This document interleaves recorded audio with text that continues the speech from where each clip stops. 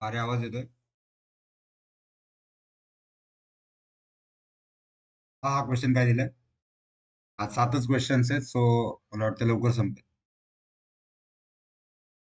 Cricketer hits a ball with velocity 25 metre per second at 60 degree for the horizontal. म्हणजे हा projectile मोशनचा question आहे, बरोबर. ग्राउंडवर ग्राउंडवर 60 डिग्रीच्या अँगलला एक ऑब्जेक्ट थ्रो केलाय, बरोबर. हा जो अँगल दिलेला आहे ते थ्रो केला ऑब्जेक्ट. हा अँगल दिलेला आहे 60 डिग्री आणि वेलॉसिटी पण दिली आहे 25 मीटर पर सेकंड. पुढे विचारलं आहे, how far above the ground it passes over a fielder 50 metre from the bat. जिथून हिट केलाय तिथनं 50 मीटर पुढे जा असं सांगितलंय. Assume that the ball is stuck very close to the ground. म्हणजे बॉल हिट पण केला आहे ग्राउंडच्या जवळ आणि कॅच पण केला ग्राउंडच्या जवळ. बऱ्याच वेळा असं पण होतं रे, म्हणजे ग्राउंड इथे आहे आणि बॅट्समन इथून शॉट मारतो इथून. बॅट्समनची बॅट इथे असते समजा अशी. असं पण बऱ्याच वेळा होतं की हे काहीतरी हाईटवर असतं. तर तशी केस नाहीये असं सांगितलं. आणि त्यांनी सांगितलं की 50 मीटरवर एक फिल्डर आहे. समजा ओ पॉईंटवर ना 50 मीटरवर समजा मी इथे एक फिल्डर घेतला. 50 मीटरवर एक फिल्डर घेतला आणि इथे किती वरून जाईल ग्राउंड पासनं, इथलची हाईट विचारली आहे. ही हाईट हाईट विचार. बऱ्याच वेळा काय चुकतं आपलं की आपण हे अज्युम करतो की हे जे डिस्टन्स आहे हे रेंज आहे, बरोबर. पास होतोय, पास पास होतोय. इथे जर कॉट असलं असतं ना, कॉट कॉट तर प्रोजेक्टाईल संपला. फरक समजतोय का? सिंपल ह्याच्यामध्ये सांगितलं. कॉट असतं तर प्रोजेक्टाईल संपला असता, अदरवाईज प्रोजेक्टाईल कंटिन्यू. हा पार्ट क्लिअर आहे. आता हे तर सिंपल आहे रे. तुम्हाला एक्स डिस्टन्स दिलेलं आहे, बरोबर. आणि वाय म्हणजे याचे कोऑर्डिनेट्स विचारले. सिंपल सिंपल याचा एक्स कोऑर्डिनेट आहे 50, तर वाय कोऑर्डिनेट विचारलं, बरोबर. दोन गोष्टी आहेत तुमच्याकडे, दोन प्रकारे सॉल्व्ह करू शकता. एक तर बेसिक वे सांगतो, नंतर शॉर्टकट सांगतो. बेसिक वे असा आहे की एक्स डायरेक्शन मध्ये कसल्याही प्रकारचे ऍक्सलरेशन नसते प्रोजेक्टाईल मध्ये, बरोबर. ऍक्सलरेशन जर नाहीये तर स्पीड बरोबर डिस्टन्स अपॉन टाइम करू शकतो आपण. स्पीड तुम्हाला फक्त 25चा कॉम्पोनंट घ्यायचा एक्स एक्स ऍक्सिस मधला. इकडचा एक कॉम्पोनंट घ्या. कॉम्पोनंट किती येईल पहा, 25 कॉस 60. कॉस 60 म्हणजे हाफ झाला. 12.5 हा कॉम्पोनंट आहे इकडचा. एक्स डायरेक्शन मधली वेलॉसिटी, एक्स डायरेक्शन मधलं डिस्टन्स म्हणजे टाइम निघून जाईल. टाइम बरोबर आला, distance is 50 and speed is 12.5. Answer आला 4 सेकंड. 4 सेकंड लागतील इथून बॉलला इथे जाण्यासाठी. जेवढा वेळ जेवढा वेळ इथून इथे जायला लागेल ना, इथून इथे जायला सेम टाइम लागेल पहा इथून वरच्या साईडला जायला. सेम इथून वरच्या साईडला जायला सेम सेम लागेल. अशा केसमध्ये काय होईल? अशा केसमध्ये काय होईल? हाच टाइम जर मी इथे वापरला तर वरचा पोझिशन फाइंड आउट करण्यासाठी मी एस चा फॉर्म्युला वापरतो. S is equals to u y into t plus half a y into t square.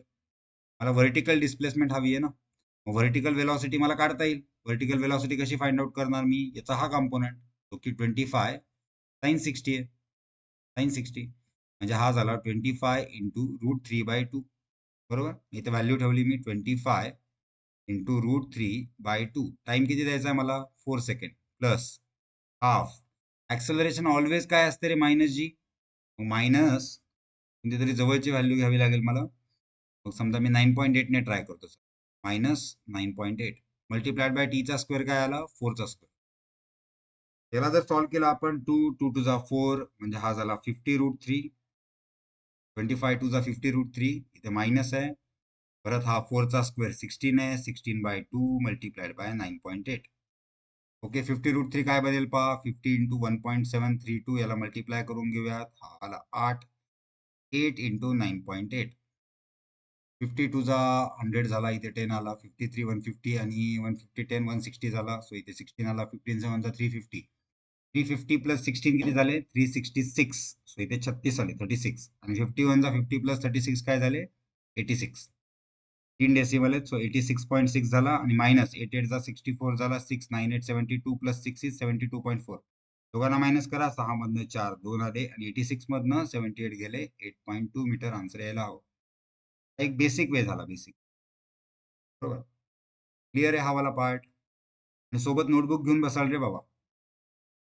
सोबत सोबत सॉल्व्ह करा, नुसतं पाहू नका व्हिडिओ. प्रत्येकाने सगळे क्वेश्चन ट्राय करायचे. बरं, ही जरा मेथड लॉंग होती नाही करे, म्हणजे आपण टाइम काढतोय, डिस्टन्स काढतोय. कोणत्याही प्रोजेक्टाईल मोशन मध्ये कोऑर्डिनेट काढायचा एक रूल होता आपला. आपल्याकडे डायरेक्ट फॉर्म्युला आहे, y is equals to x tan theta minus g upon 2 u square cos square theta into x square. हा एक फॉर्म्युला होता, बरोबर. तर आता दुसरा एक प्रश्न होता की मी 9.8 का वापरलं, कारण मला हे ऑप्शन जवळचे दिसले. 8.2, 9, 11.6 हे क्लोज आहेत ऑप्शन. अशा केसमध्ये रिस्क घ्यायची नाही, जीला 10 वापर 9.8 ने करायचं. थोडं बेटर आहे, तेवढं जेवढं तुम्ही एक्झॅक्ट व्हॅल्यू घ्याल तेवढं क्लोज राहा व्हॅल्यूच्या. पर या मेथडने काय येईल आन्सर पाहूयात. या मेथडने y ची व्हॅल्यू तुम्हाला फाइंड आउट करायची कोऑर्डिनेट. तो y is equals to x ची व्हॅल्यू काय आहे 50, tan 60 किती आला √3 मायनस g ची value 9.8 divided by 2 into initial velocity किती होती 25. याला मी 2 वेळा लिहितो, 25 इंटू 25 आणि कॉस थिटा, कॉस 60 काय असतो हाफ, त्याचा स्क्वेअर केला 1/4 multiplied by x square. X म्हणजे डिस्टन्स आहे रे, किती दिलंय 50. 50 चा स्क्वेअर काय असतो, 2 वेळा लिहितो, 50 इंटू 50, 50 इंटू 50.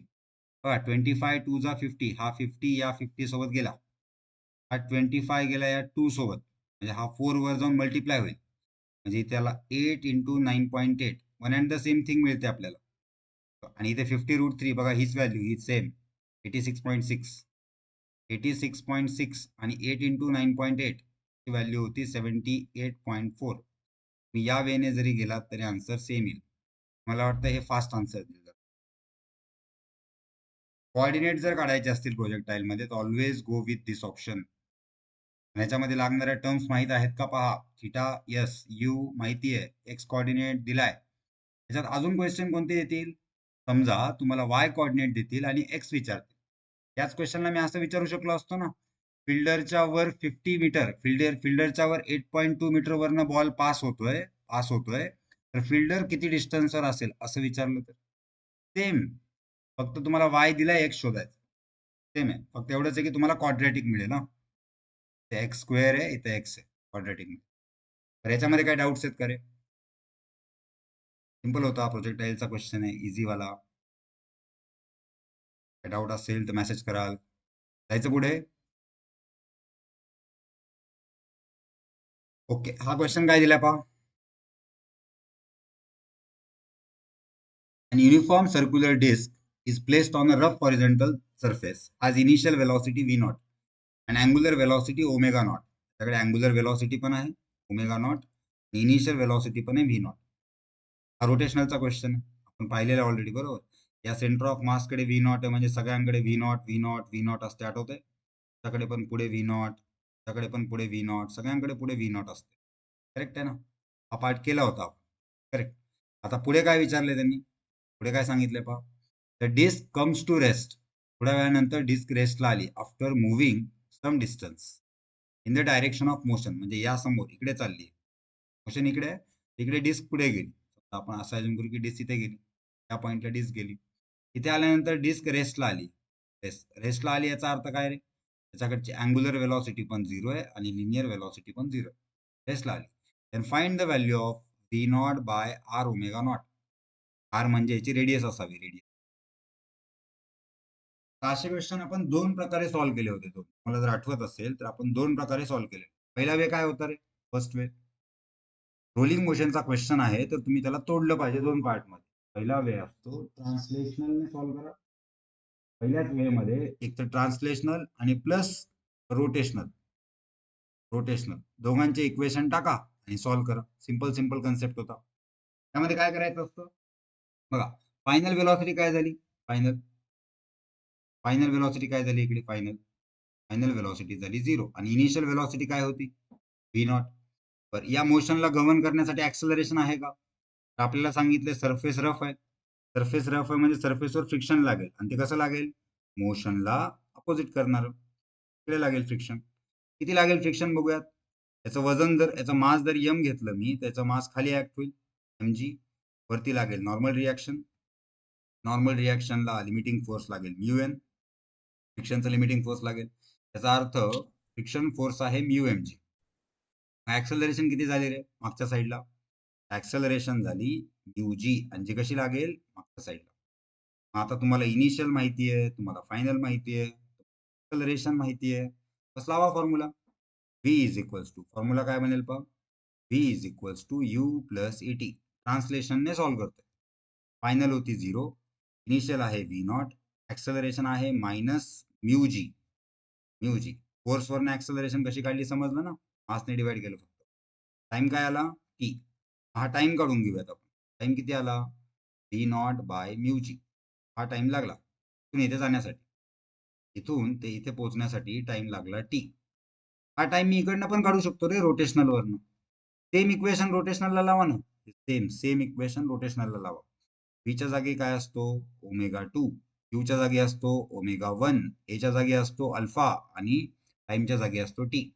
रोटेशन कधी होत असतं जेव्हा टॉर्क एक्झिस्ट करतो. टॉर्क विदाउट टॉर्क रोटेशन नाही होणार.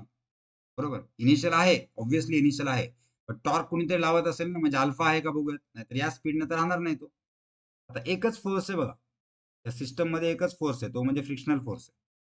आणि हा फ्रिक्शनल फोर्स या पॉइंट भोवती एक टॉर्क बनवते. टॉर्क रेडियस आहे आर. मग टॉर्क कसा काढतो आपण. Torque is equals to force multiplied by किंवा perpendicular force multiplied by distance. Perpendicular force आहे म्यू एम जी आणि डिस्टन्स आहे आर. मग हा झाला टॉर्क. बरोबर. हा टॉर्क काय प्रोड्यूस करेल या डिस्क मध्ये. डिस्क आहे नाही, टॉर्क या डिस्क मध्ये अँग्युलर ऍक्सेलरेशन प्रोड्यूस करेल. तीच काढायची आपल्याला. टॉर्क बरोबर आय अल्फा घेऊ का मी. Mu M G into R. Alpha बरोबर काय आला mu M G R divided by आयची व्हॅल्यू आली. आय काय असतो डिस्क साठी. आठवा मोमेंट ऑफ इनर्शिया काय होता डिस्क साठी. मोमेंट ऑफ इनर्शिया डिस्क साठी होता M R square by 2. M ला एम कॅन्सल, आर ला आर कॅन्सल. अल्फाची व्हॅल्यू आली म्यू जी 2 बाय आर. हा आहे अल्फा. अल्फाला इथे टाकू बघा. ओमेगा 2 म्हणजे थांबते डिस्क 0. ओमेगा 1 होता ओमेगा नॉट. अल्फाची व्हॅल्यू काय आहे. अल्फाची व्हॅल्यू आता प्लस का मायनस आहे पहा अल्फा. जर मी या बाजूला गेलो म्हणजे फोर्स असा लागतोय तर हा मोशन इकडे घडून आणतो इकडे. म्हणजे फायनल अँग्युलर वेलॉसिटीसाठी जसा रोटेशन आहे, म्हणजे असं जर रोटेशन असेल येल्लो कलर सारखं, तर ऑब्जेक्ट पुढे जायला पाहिजे. आणि टॉर्क पण तसाच लागतोय, म्हणजे अल्फा पॉझिटिव्ह आहे आपला. अल्फा काय येईल plus 2 mu G by R into T. But omega naught negative होता का रे. ओमेगा नॉट निगेटिव्ह का बघा. ओमेगा नॉट या साईडला घेतोय आपण, असा घेतो ओमेगा नॉट. आणि टॉर्क जो अल्फा प्रोड्यूस करतोय तो असा प्रोड्यूस करतो या साईड. याला मला निगेटिव्ह घ्यावं लागेल.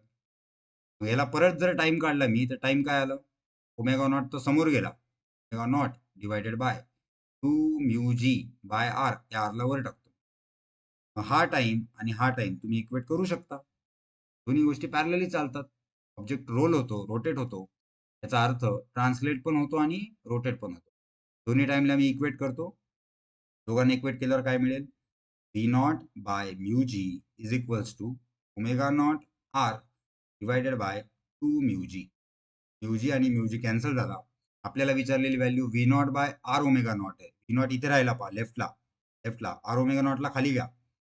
V not by R omega naught is equals to 1/2. त्याचं आन्सर आलं पाहिजे.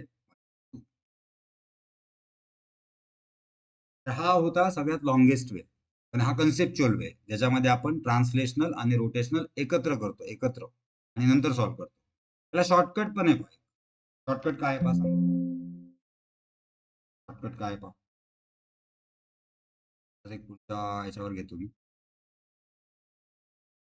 शॉर्टकट होता बघा, तुम्हाला जर आठवत असेल तर शॉर्टकट होता कन्झर्वेशन ऑफ अँग्युलर मोमेंटमचा.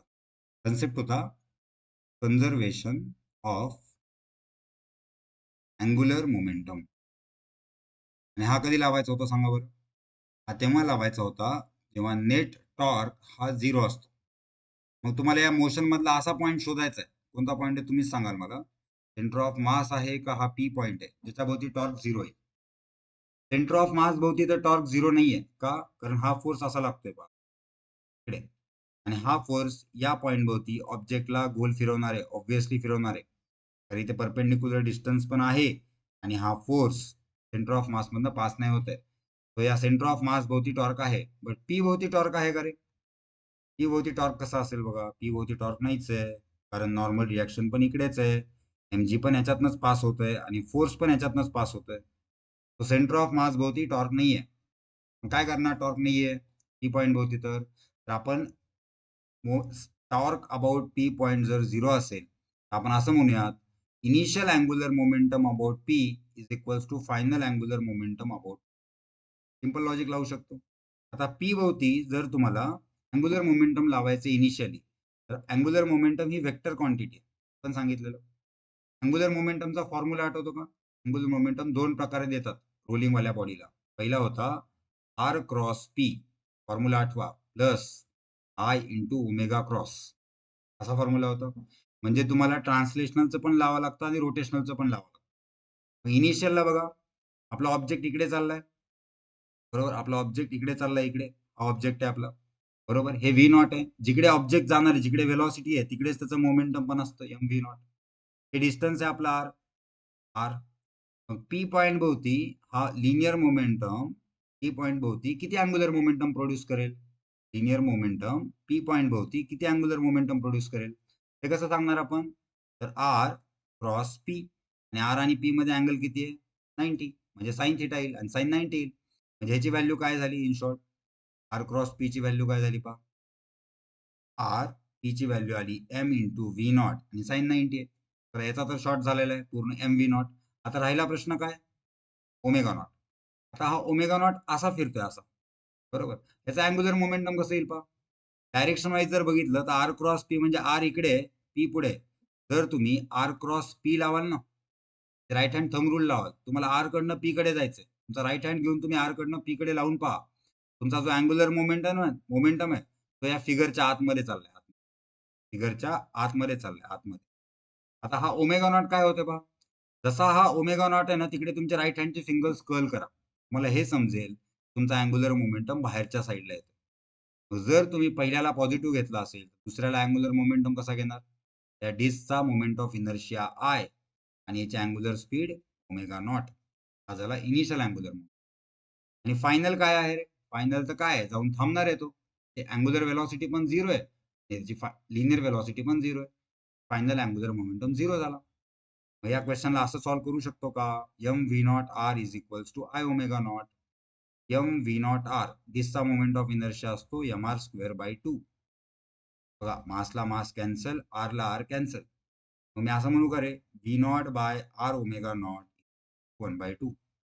हा शॉर्टेस्ट वे आहे. कोणता?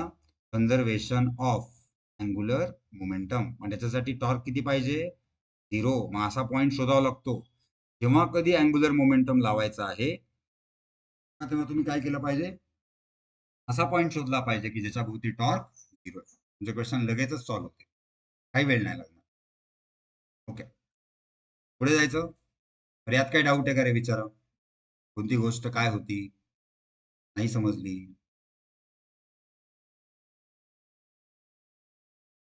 मेसेज कराल.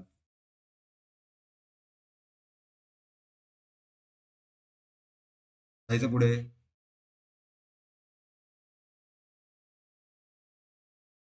क्लिअर आहे याचं? ओके, चला पुढे जाऊया. हा एक क्वेश्चन दिला, एक फिगर आहे, त्याच्यामध्ये सांगितलंय खाली की दोन सिलेंडर आहेत, two cylinders of radii R1 and R2 having moments of inertia I1 and I2 about their respective axis. Axes म्हणजे ही वाली असावी, त्यावरती फिरतात ना, ही ऍक्सिस असावी ही. Initially the two cylinders rotate about their axes with angular speed omega 1 and omega 2. दोघांची अँग्युलर स्पीड आहे आणि त्यांचा सेन्स ऑफ रोटेशन बघा, हावाला इकडे फिरतोय, हावाला इकडे फिरतोय, बरोबर. The cylinders are move closer to touch each other keeping the axes parallel. म्हणजे ह्याची ऍक्सिस अशीच आहे, अशी आत गेलेली, ह्याची पण ऍक्सिस अशीच आहे, आत गेलेली. पण आता काय झालंय, हे दोघे जवळ जवळ आले, हे दोघे जवळ आले. जवळ आल्यावर काय होईल? याची रेडियस मोठी आहे, ही रेडियस R1 आहे, आणि आता हा दुसरा R2 हा जवळ आला, याची रेडियस काय आहे? R2. हा कसा रोटेट होतोय? इकडे. ओमेगा 1 आणि हा रोटेट होतोय असा ओमेगा 2. दोघे जवळ आल्यावर काय होईल रे? फ्रिक्शन होईल पहिल्यांदा. तर बघूयात त्यांनी काय सांगितलंय. The cylinders are moved closer to each other keeping the axis parallel. The cylinders first slip over each other. पहिल्यांदा स्लिप होतील ते, बरोबर, ऍट द कॉन्टॅक्ट, मिस करायला बघतील एकमेकांना. But slipping finally ceases at the end. What happens due to friction between them. Find the slipping होईल दोघांमध्ये, but slipping finally ceases, slipping बंद होईल आणि त्यानंतर त्यांच्यामध्ये फ्रिक्शन येईल. Find the angular speeds of the cylinders after the slipping ceases. म्हणजे slipping झाल्यानंतर, म्हणजे फ्रिक्शन लागल्यानंतर यांच्यामध्ये, नंतर यांच्या अँग्युलर स्पीड काय होतील असं विचार. नंतर यांच्या अँग्युलर स्पीड काय होतील असं विचार. तर काय काय होत असावं रे? काय काय होत असावं हे डिस्कस करूयात आपण. बघा, समजा मी जर असं अज्युम केलं की ओमेगा 1 हा मोठा आहे ओमेगा 2 पेक्षा, समजा, बरोबर. तर सुरुवातीला हा ओमेगा 1 आहे, या पॉईंटचा विचार करा तुम्ही, या पॉईंटचा, हा जो जॉईंट वाला पॉईंट आहे ना त्याच्याकडे लिनियर वेलॉसिटी काय आहे पहिल्यामुळे कारण सगळे पार्टिकल सर्क्युलर मोशन करत असतात. त्याच्याकडे आहे R1 ओमेगा 1. आणि या दुसऱ्यामुळे काय आहे याच पॉईंटकडे वेलॉसिटी R2 ओमेगा 2. पण जेव्हा फ्रिक्शन लागेल यांच्यावर, दोघांवर फ्रिक्शन लागेल, तर फ्रिक्शन नंतर ही वेलॉसिटी सेम होऊन जाईल थोड्या वेळानंतर. आणि हे सेम करण्याचं काम कुणाचं आहे? फ्रिक्शनचं आहे. कारण फ्रिक्शन फ्रिक्शन काय करणार आहे पहा. परत हे दोन ब्लॉक घेऊयात आपण. हा एक आहे, हा छोटावाला आहे. याची व्हॅल्यू आहे R1, ची व्हॅल्यू आहे R2. फ्रिक्शन लागेल दोघांवर आणि फ्रिक्शन काय ट्राय करेल, दोघांना जर सोबत फिरवायचं असेल तर, सेम लिनियर वेलॉसिटी जर आणायची असेल पॉईंट ऑफ कॉन्टॅक्टला, तर फ्रिक्शन काय करेल, ओमेगा 1 ने फिरवत होता ना, आणि ह्याची व्हॅल्यू जास्त होती. तर फ्रिक्शन ट्राय करेल की ओमेगा 1 ला कमी करायचंय आणि ओमेगा 2 ला वाढवायचं. हे काम कोण करणार आहे? दोघांमधलं फ्रिक्शन. फ्रिक्शन कसं लावलं पाहिजे रे तुम्ही? ओमेगा 1 ला जर कमी करायचंय, ओमेगा 1 चा सेन्स कसा आहे? ओमेगा 1 चा सेन्स असा आहे ना, असा, म्हणजे ओमेगा 1 इकडनं येतोय आणि असा वर चाललाय. फ्रिक्शन कसा लावायचा याच्यावर? खाली लावायचा, खाली. हा झाला फ्रिक्शन कुणावरचा? पहिल्या सिलेंडरवरचा, फर्स्ट सिलेंडरवरचा. का? कारण त्याची व्हॅल्यू आपल्याला कमी करायची. आता ओमेगा 2 कसा होता पहा, सेकंड वाला, हा तर असा फिरतोय असा. बरं, ह्याची अँग्युलर वेलॉसिटी वाढवायची, म्हणजे फ्रिक्शन याला मदत करणार. फ्रिक्शन जर याला मदत करणार असेल तर फ्रिक्शन असा लावला पाहिजे, एफ. याचा एफ खाली पाहिजे, याचा एफ वर पाहिजे. तर फ्रिक्शन लागल्यामुळे काय होईल? सर्टन टाइम साठी फ्रिक्शन लागलं, समजा हा फ्रिक्शनचा फोर्स टी टाइम साठी लागला, टी टाइम. बरं, फ्रिक्शन लागल्यानंतर थोड्या वेळाने काय होऊन जाईल? हा ओमेगा 1 राहणारच नाही, त्याची अँग्युलर वेलॉसिटी वाढेल, त्याला म्हणूयात आपण ओमेगा 1 डॅश झाली. बरं, ह्याची कमी होईल ओमेगा 1 डॅश, आणि ओमेगा 2 वाढून किती होऊन जाईल? ओमेगा 2 डॅश होऊन जाईल. आता ओमेगा 1 डॅश आणि ओमेगा 2 डॅश या वेलॉसिटी झाल्या, अँग्युलर वेलॉसिटी या सेम नाही होणार काय? आपण ही वेलॉसिटी सेम होईल. म्हणजे हा जो पॉईंट ऑफ कॉन्टॅक्ट आहे, याची जी वरची वेलॉसिटी आहे या पहिल्या सिलेंडरमुळे, तो बनेल R1 ओमेगा 1 डॅश, आणि ती इक्वल होऊन जाईल, कारण हा पॉईंट ऑफ कॉन्टॅक्ट आहे, दोघे रोल व्हायला चालू होतील, आणि याची वेलॉसिटी होऊन जाईल R2 इंटू ओमेगा 2 डॅश. एक रिलेशन भेटून जाईल आपल्याला. फ्रिक्शन तोपर्यंत लागला पाहिजे जोपर्यंत R1 omega 1 dash is equals to R2 omega 2 dash. आतापर्यंतचा पार्ट समजलाय का? परत एकदा एक्सप्लेन करतो पहा.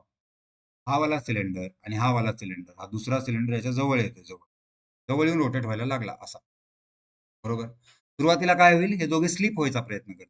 थोड्या वेळाने फ्रिक्शनमुळे यांचा, दोघांच्या मध्ये फ्रिक्शन असल्यामुळे फ्रिक्शन असं लागेल की ओमेगा 1 ला, समजा ओमेगा 1 मोठा घेतला ओमेगा 2 चा, ओमेगा 1 ला तो कमी करण्याचा प्रयत्न करेल, ओमेगा 2 ला वाढवण्याचा प्रयत्न. एखाद्याला कमी करायचे, त्याचा सेन्स जर असा असेल तर त्याच्यावर फोर्स असा लागला पाहिजे, अपोजिट. आणि एखाद्याचा जर वाढवायचा असेल वेलॉसिटी, तर कसा लागला पाहिजे? इकडे आहे सेन्स त्याचा असा, त्यामुळे त्याचा फोर्स वर लागला पाहिजे. त्यामुळे मी इथे फोर्स काढलेला आहे पहा वरच्या साईडला, इथे फोर्स लावलेला आहे खालच्या साईड, दोन्ही बाजूला. A1 मोर दॅन A2 घेऊ शकतो. A1 नाही समजलं रे मला वेदांत. A1 काय म्हणतोस? A1 ऍक्सलरेशनचा नाही समज रे काय. टँजेन्शियल ऍक्सलरेशन वगैरे म्हणू शकतो. बरं, आधी ह्याला कम्प्लीट करूयात, मग डाऊट घेऊयात. अल्फा, अल्फा जास्त घेऊ शकतो. अल्फा अल्फा अँग्युलर स्पीड आपल्याला कमी करायची, ज्याची जास्त त्याची कमी करावी लागेल. कारण दोघांना जर सोबत फिरवायचं असेल, फ्रिक्शन काय काय करेल? रिलेटिव्ह मोशनला अपोज करेल ना. उलटा कसं काय फ्रिक्शन घेतला? अरे उलटा नाही घेतला. हे पहा, फ्रिक्शनचा रोल काय आहे मला सांगा? फ्रिक्शन बेसिकली कसं डिफाईन करतो आपण? रिलेटिव्ह मोशनला अपोज करायचं. अपोज. आता रिलेटिव्ह मोशन कशी बघा ना, या पॉइंट ऑफ कॉन्टॅक्टला. ज्याला मी अगोदर जास्त घेतलेला आहे, जास्त. त्याला मी अगोदर जास्त घेतलेला आहे, जसं ओमेगा 1. आता याचं फ्रिक्शन काय करेल? जो मोठा आहे त्याला कमी करण्याचा प्रयत्न करेल आणि जो छोटा आहे त्याला वाढवण्याचा प्रयत्न करेल. जेणेकरून त्या पॉइंट ऑफ कॉन्टॅक्टला रिलेटिव्ह व्हेलॉसिटी काय होऊन जाईल? 0. आता हे दोघे व्हेलॉसिटी जेव्हा इक्वल होतील, तेव्हा रिलेटिव्ह व्हेलॉसिटी राहणार नाही. मग फ्रिक्शन जाऊन 0 होऊन जाईल. फ्रिक्शन राहणार नाही. सीजेस मीन्स स्टॉप होणे. सीजेस मीन्स बंद झालं, स्लिपिंग बंद झालं. तर काय डाऊट्स विचारा आतापर्यंत याच्यामध्ये काय डाऊट्स आहेत? फ्रिक्शन कसं लावलं ह्याचं लॉजिक पहा. रिव्हर्स टॉर्क लागणार आहे. बरोबर, बरोबर. रिव्हर्स टॉर्क लागणार तर आहेच. टॉर्क कसा लागणार आहे बघा. पहिल्यांदा तर ओमेगा 1 हे अज्युम केलेले मी. अज्युम केले. तुम्ही वेगळ्या वे मध्ये पण अज्युम करू शकता. जसं तुम्ही ओमेगा 2 ओमेगा 1 पेक्षा मोठा घेऊ शकता. काही इश्यू नाहीये. मी ओमेगा 1 मोठा घेतलाय. आता हे फ्रिक्शन काय ट्राय करेल? रिलेटिव्ह व्हेलॉसिटीला अपोज करेल. पहिल्या केसमध्ये मला सांगा, R1 ओमेगा 1 आणि R2 ओमेगा 2 त्याच्यामध्ये कोण मोठा आहे? तर मी अज्युम केलं होतं ओमेगा 1 मोठा आहे. का असं अज्युम केलं मी? कारण R1 ऑलरेडी मोठा होता रे. तर अर्थ ही टर्म मोठी आहे याच्यापेक्षा. बरोबर? म्हणजे 2 व्हेलॉसिटीमध्ये डिफरन्स आला ना, म्हणजे फ्रिक्शन आपला रोल प्ले करेल. फ्रिक्शन कसा रोल प्ले करेल? त्या दोघांना इक्वल करण्याचा प्रयत्न करेल. त्या दोघांना जर इक्वल करायचंय, तर रेडियसला तर हात लावू नाही शकत. हात लावायचा आहे कशाला? ओमेगा 1 ला, ओमेगा 2 ला. ओमेगा 1 जास्त होता ना, मग बॅलन्स करायचं असेल तर ओमेगा 1 ला कमी करावं लागेल आणि ओमेगा 2 ला वाढवावं लागेल. ओमेगा 1 ला जर वाढवायचं, ओमेगा 1 ला जर कमी करायचं असेल, तर त्याचा सेन्स असा आहे. सेन्स असा आहे. म्हणजे तो या साईडला फिरतो, या साईड. मग फ्रिक्शन कसं लावावं लागेल? अपोजिट. अपोजिंग मध्ये फोर्स लागला तर त्याची अँग्युलर व्हेलॉसिटी कमी होईल ना. आणि जो ऑलरेडी कमी आहे त्याला मी सपोर्ट केला तर त्याची व्हेलॉसिटी वाढेल. त्यामुळे मी सेकंडवर फ्रिक्शन वर लावलाय, खालच्यावर पहिल्यावर फ्रिक्शन खाली लावलं. आता क्लिअर आहे का याच्यामध्ये? का अजून डाऊट्स आहेत? पुढे जाण्यात मिनिंग नाहीये जोपर्यंत क्लिअर नाही होणार. पहा, आता फोर्स लागल्यामुळे काय होतं? फ्रिक्शनच्या फोर्समुळे पुढे स्टोरी काय राहणार आहे? परत दोन घेऊयात आपण, हा एक आणि हा एक. बरोबर, याची रेडियस R1, ची रेडियस R2. आता आपल्याला हे समजलंय की फोर्स लागणार आहे, याच्यावर फोर्स लागणार आहे खालच्या साईडला. फ्रिक्शनचा फोर्स जो इथे लागणार आहे, इथे इथे लागणार आहे. पहिल्यावर पहिल्यावर फ्रिक्शन, दुसऱ्यावर इथे लागणार आहे वर, सेकंडवर. आता हा फ्रिक्शनचा फोर्स या सिलेंडरसाठी टॉर्क प्रोड्यूस करेल. किती टॉर्क प्रोड्यूस करेल सांगा? पहिल्या सिलेंडरवर टॉर्क किती प्रोड्यूस करेल? F इंटू R1 एवढा प्रोड्यूस. बरोबर. सेकंड सिलेंडरवर किती टॉर्क प्रोड्यूस होईल? F इंटू R2 एवढा प्रोड्यूस करेल. आता एक कन्सेप्ट आहे बा. कोणता कन्सेप्ट आहे? जेव्हा आपण सर्टन टाइमसाठी एखादा फोर्स लावतो, फोर्स सर्टन टाइमसाठी एखादा फोर्स लावतो, तेव्हा आपल्याला इम्पल्स मिळतं पहा, impulse. Force into time. Certain टाइमसाठी जेव्हा आपण फोर्स एक्झर्ट करतो, तेव्हा आपण बॉडीला इम्पल्स देतो. आणि इम्पल्स देणं म्हणजे काय चेंज करणार आहे? Linear momentum change. हा कन्सेप्ट क्लिअर होतोय का पहा? जेव्हा आपण सर्टन टाइम टी साठी फोर्स देतो, तर फोर्स इंटू टाइम म्हणजे इम्पल्स आहे आणि इम्पल्स बॉडीचं लिनियर मोमेंटम चेंज करतो. पण आपला इंटरेस्ट लिनियर मोमेंटम मध्ये नाहीये. का? कारण आपल्या बॉडीज रोटेट होत आहेत. आपला इंटरेस्ट कशामध्ये आहे? आपला इंटरेस्ट आहे चेंज इन अँग्युलर मोमेंटम मध्ये. अँग्युलर मोमेंटम मध्ये चेंज आणायचा आहे ना, त्याला पण इम्पल्सच असतं. जसं लिनियर मोमेंटमला चेंजसाठी काय आला? इम्पल्स. त्याला लिनियर इम्पल्स म्हणतो आपण. आता अँग्युलर मोमेंटम चेंज करायचा आहे ना, तर त्याला असतो अँग्युलर इम्पल्स. त्याला असतो अँग्युलर इम्पल्स. लिनियर इम्पल्सचा माहिती आहे सांगा, force into time. What is angular impulse? Angular impulse काय असेल? फोर्सच्या जागी टॉर्क येईल आणि टाइमला टाइमच राहील. सो टॉर्क इंटू टाइम घेतला की अँग्युलर इम्पल्स मिळेल. Yes, correct ma'am. Angular impulse. Angular impulse काय असेल? Torque into time. Linear impulse काय असेल? Force into time. आता हे अँग्युलर इम्पल्स लावायचं कसं? अँग्युलर इम्पल्स लावायचं कसं? त्या स्क्रीनला मोठं करून घेतो.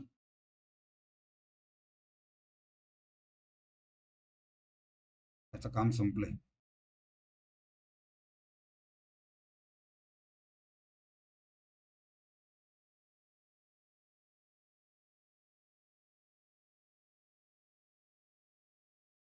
ठीक आहे. हे पहा, अँग्युलर इम्पल्स लावायचं कसं. आता या पहिल्या बॉडीचा विचार करू. पहिल्या बॉडीचा याच्यावर अँग्युलर इम्पल्स कसं लागते बघा. फोर्स कुठे होता पहिल्या बॉडीचा, खालच्या साईड. पहिल्या सिलेंडरवर फोर्स होता खालच्या साईडला, इकडे इकडे. हा फोर्स काय आहे, एफ. डिस्टन्स किती आहे सेंटर पासनं, R1. टॉर्क किती लागला, टॉर्क होता F into R1. Angular impulse कसं काढणार, तर हा टॉर्क घ्यायचा, या टॉर्कला एफ इंटू R1 ला टाइम लावायचा. किती टाइम देतोय आपण, टी. हे जे अँग्युलर मोमेंट अँग्युलर इम्पल्स आहे ना, F into R1 into T, हे अँग्युलर इम्पल्स चेंज करेल. काय चेंज करेल, त्याची अँग्युलर स्पीड चेंज करेल. ते किती येईल अँग्युलर स्पीड बघा. हे angular impulse change in angular मोमेंटमचा इक्वल होणार आहे. Change in angular momentum. Change in angular momentum काय असेल, बर, change in angular momentum I म्हणजे त्या बॉडीचा मोमेंट ऑफ इनर्शिया I1. त्याची जी अँग्युलर स्पीड चेंज झाली ती काय असेल, फायनल अँग्युलर स्पीड काय आहे, फायनल अँग्युलर स्पीड आहे ω1 dash minus initial angular velocity आहे ω1. बर, आता ω1 डॅश हा लहान येणार आहे ω1 पेक्षा, म्हणजे हे आन्सर काय येणार आहे सांगा, हा वाला आन्सर निगेटिव्ह येणार, निगेटिव्ह. हा आन्सर जर निगेटिव्ह असेल तर हा टोटल पण निगेटिव्ह बनेल. इकडे जर निगेटिव्ह येत असेल तर मला हे निगेटिव्ह काढण्यासाठी इकडे मायनस घ्यावं लागेल. किंवा तुम्ही असं समजून घ्या, हा जो अँग्युलर इम्पल्स आहे तो अँग्युलर मोमेंटम कमी करतोय, अँग्युलर मोमेंटम कमी करतोय, त्यामुळे मी निगेटिव्ह लावणार. आता दुसऱ्या बॉडीसाठी काय येईल, पहिल्या बॉडीसाठी इक्वेशन झालं काय, इक्वेशन. दुसऱ्या बॉडीसाठी काय येईल पहा, सेकंड. त्याची रेडियस होती R2. त्यावर फोर्स कसा लावला, फ्रिक्शनचा, वरती फोर्स लावला वरती. टॉर्क किती बनला याच्यामध्ये, एफ R2 इंटू टी, बरोबर. याचा अँग्युलर इम्पल्स पॉझिटिव्ह येईल का, कारण तो त्याच्यामध्ये पॉझिटिव्ह चेंज घडून आणतोय. त्याचा चेंज इन अँग्युलर मोमेंटम घेऊयात. हा पहिल्याचा होता, त्याचा येईल. त्याचा आन्सर काय येईल, I2 इंटू त्याची नंतरची अँग्युलर वेलॉसिटी काय झाली, ω2 डॅश मायनस ω2. हा, इथे निगेटिव्ह येत होतं म्हणून मी इथे निगेटिव्ह लावलं, इथे पॉझिटिव्ह येते सो इथे पॉझिटिव्हच ठेवलं. बस, आता इक्वेशन 1 ला आणि इक्वेशन 2 ला सॉल्व्ह करायचं. त्याच्यातनं काय फाइंड आउट करायचं माहितीये, ω1 dash ω2 dash. Find angular speed of cylinder after slipping ceases, म्हणजे फ्रिक्शन लागल्यानंतर काय. बरं, कसं काढणार आहे याला, काय टेक्निक आहे याचा आन्सर काढण्यासाठी. दोघांचा सेम पार्ट पहा, सेम पार्ट. जसं फ्रिक्शन आपण ऍझ्युम केलंय, फ्रिक्शन आन्सर मध्ये येणार नाही. टाइम आपण ऍझ्युम केलंय, ते पण आन्सर मध्ये येणार नाही. एफ टी बरोबर इक्वेट करा. या मायनसला इकडे टाकून द्या. मायनसला जर इकडे टाकलं, minus of I1 ω1 dash minus ω1 divided by काय येणार, R1. ही टर्म कशाच्या इक्वल केली मी, एफ इंटू टीच्या, या इक्वेशन मधनं पहिल्या. आता फ्रॉम 1 झालं काय, हे फ्रॉम 1. आणि फ्रॉम 2 काय येईल, फ्रॉम 2 मी एफ टी ला इक्वेट करतो, एफ टी ला इक्वेट करतोय. फ्रॉम 1 हे आलं, फ्रॉम 2 काय येईल, I2 ω2 dash minus ω2, I2 ω2 dash minus ω2 divided by, ही व्हॅल्यू काय आहे, R2, बरोबर. त्याला सॉल्व्ह करायचं आणि ω2 डॅश काढायचं आणि ω1 डॅश काढायचं. पण तुम्ही म्हणाल सर एकाच इक्वेशन मध्ये दोन दोन व्हेरिएबल आहेत. आपल्याकडे हे एक होतं ना रे, हे विसरलात काय, हे एक होतं ना. ω1 डॅशला ω2 डॅश मध्ये आणतो, ω2 डॅश काढून टाकतो. कसं काढणार पहा, -8 टाकून द्या, I1 अपॉन R1. ω1 डॅशला ω1 ला आधी घ्या आणि ω1 डॅशच्या जागी काय करणार, ω1 डॅशच्या जागी काय करणार, ω1 डॅश इथून व्हॅल्यू काढा, ही आली R2 ω2 dash 2 dash divided by ω1 dash काढतो ना R1, इथे मी R1 ठेवलं. बस, याला ठेवलं इथे, इज इक्वल्स टू I2, इथे काहीही करायची गरज नाहीये, ω2 dash minus ω2 divided bye R2. त्याच्यातनं तुमचा टास्क हा आहे की तुम्हाला ω2 डॅश शोधायचा. ω2 डॅशच्या टर्म एकत्र घ्यायच्या, सिंपल. जसं पहा, I1 एक काढून दाखवतो, दुसरा तुम्ही ट्राय करा. इथे आला R1 ω1 मायनस R2 ω2 डॅश, बरोबर, डिवायडेड बाय खालच्या साईडला आला R1 आणि R1 स्क्वेअर, R1 स्क्वेअर. इकडे काय येईल पहा, लेक्चर मध्ये करतो फोन. हा, राईट साईडला काय येईल, I2 ω2 डॅशला असाच ठेवा, ω2 डॅश मायनस ω2 डिवायडेड बाय काय मिळालं, R2. आता इथे R2 आहे, इथे R1 स्क्वेअर आहे, ह्या R2 ला वर टाका, मिळाला हा I1. किंवा मल्टिप्लाय करून घ्या सर्वांना, ओमेगा 2 डॅश एकत्रच करायचं आपल्याला. I1 by R1 square into R1 omega 1 minus I1 R2 omega 2 dash divided by इथे आला R1 चा स्क्वेअर. हे समजले का? पहा, R1 ओमेगा 1 I1 R1 चा स्क्वेअर, R2 I1 ओमेगा 2 चा omega 2 dash upon R1 square is equals to, राईटला काय येईल पहा, I2 omega 2 dash upon R2 minus I2 omega 2 by R2. आता तुमची पुढची स्टेप काय असली पाहिजे? याच्यामधनं ओमेगा 2 डॅशला एकत्र आणणे. ओमेगा 2 डॅशला एकत्र आणूयात. हा आणि हा टर्म एकत्र करा. ओमेगा 2 डॅशला कॉमन काढतो मी. कॉमन काढला तर आला I2 by R2. I2 by R2. I2 by R2 आणि हा वाला ऍड झाला तर I1 R2 अपॉन R1 चा स्क्वेअर एकत्र झाले. तर या बाजूला काय येईल? हा तर पॉझिटिव्ह आहे, इथलचा एक R1 उडला, इथे आला I1 ओमेगा 1 बाय R1 आणि मायनस वाला इकडे जाऊन काय झाला, I2 ओमेगा 2 बाय R2.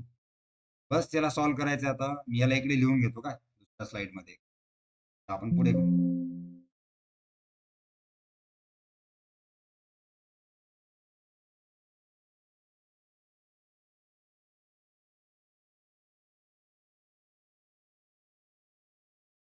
ते या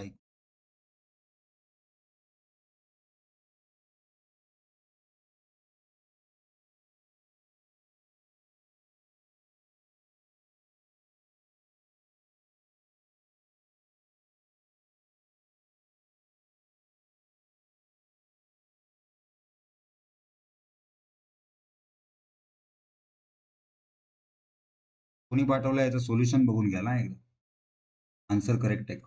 I1 omega 1 R1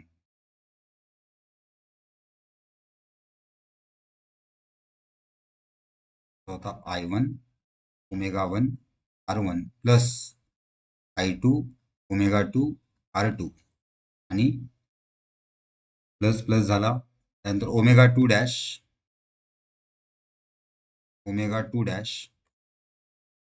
I2 by R2 I2 by R2 I2 by R2 plus I1 R2 upon दुसरा आहे R1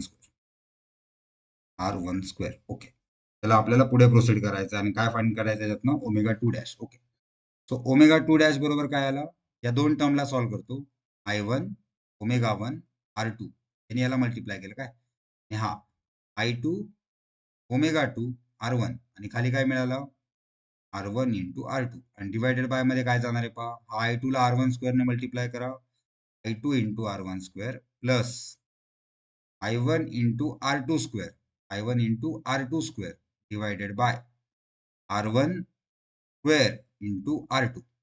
बरोबर. आता कॅन्सल आउट काय होईल, कॅन्सल आउट R1 आणि R1 कॅन्सल आउट झाला, R2 आणि R2 कॅन्सल आउट झाला, म्हणजे हा जाईल इथे आणि हा जाईल वरती, हा जाईल वरती.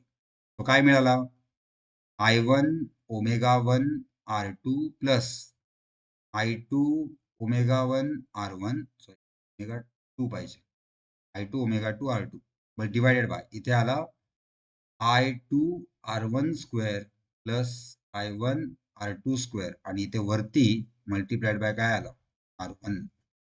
समजलं का रे? आता ओमेगा 1 डॅश लॉजिकली लावायचं का उलट उलट घेऊन, I1 ला काय येईल I2, ओमेगा 1 ला काय येईल ओमेगा 2, R2 ला काय येईल R1 प्लस उलट करतोय बाकी काही नाही, डॅश आहे. इथे काय आला I1, इथे आला ओमेगा 1, इथे काय आला R2 आणि खाली काय येईल पहा, I2 च्या जागी I1, R1 स्क्वेअरच्या जागी R2 स्क्वेअर, I1 च्या जागी I2 R2 स्क्वेअर आणि मल्टिप्लाइड बाय R2. हे आन्सर आहेत का एकदा चेक करा. ठीक आहे, थोडं सोल्युशन मोठं आहे. असे क्वेश्चन आपल्याला आले तर ऍडव्हान्सला येत असतात, मेन्सला नाही येत. जरी मेन्सला आले त्याच्यातला छोटासा कन्सेप्ट आपल्याला काहीतरी लागतो, खूप छोटा. म्हणजे कोणता वाला, कोणते कोणते कन्सेप्ट लागू शकतात आपल्याला, कन्सेप्ट कोणता लागू शकतो, एक तर हा वाला कन्सेप्ट, नाहीतर हा इम्पल्सचा, अँग्युलर इम्पल्सचा. एकदा डिटेलमध्ये सोल्युशन शेअर करतो, व्हिडिओ शेअर करतो, एकदा डिटेलमध्ये पाहाल. करेक्ट आहे. Okay, thank you Sumit. Angular momentum खाली L2R1 प्लस L1R2 आहे. खाली L2R1 तर डिवाइडला R2 स्क्वेअर आहे. ठीक आहे ना रे, R2 स्क्वेअर कॉमन काढा नाहीत ना, R1 स्क्वेअर कॉमन काढा, होईल ना याच्या पुढे पण. जर पुढे केलं तर हे बघा, I1 ω1 R2 plus I2 ω2 R1. इथे आहे R1 आणि खाली कॉमन काढायचं आहे. R1 स्क्वेअरच आहे ना. R1 स्क्वेअर कॉमन काढला, इथे आला I1 प्लस I2. हा आणि हा उडला, होईल.